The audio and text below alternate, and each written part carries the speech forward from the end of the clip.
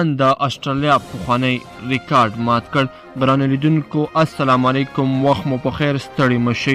ویډیو را سره طرفیه پورې وګورئ. که چیرې مو ویډیو خوښه شوه در سره لایک او شیر هم کړئ. افغانستان د استرالیا ریکارډ مات کړ. افغانستان دوهم هیواد شو چې چټکې لومړی 2 ټیسټ لوبې ګټي. افغانستان یوازې په 3 لوبو کې 2 لوبې ګټلې دي چې د لومړي هیواد په توګه دغه کارنامه استرالیا په 1890 میلادي کال کې ثبت کړې وه. دا په داسې حال کې ده چې نن افغانستان ملي لوبډلې په ټیسټ لوبه کې بنګلادیش ته تاریخي ماتې ورکړه.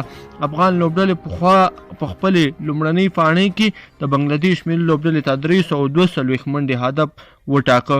وروسته د بنګلادیش لوبډلې په خپل لومړنۍ پاڼۍ کې خپل لوبغاړو سوځېدو سره 215 منډې وکړې چې نن د لوبې آخري ورځ وه. په آخري ورځ باندې بنګلادیش ونه شوی کولی چې کوم ټارګټ یا کوم خاص هدف چې افغان لوبډلې ورته ایښی هغه پوره کړي. نو نننۍ لوبه کې افغانستان بنګلادیش ته ماتې ورکړه. یو ځل بیا دې تاسو ته مبارک وي د یو سوکاله او باعزت افغانستان په هیله.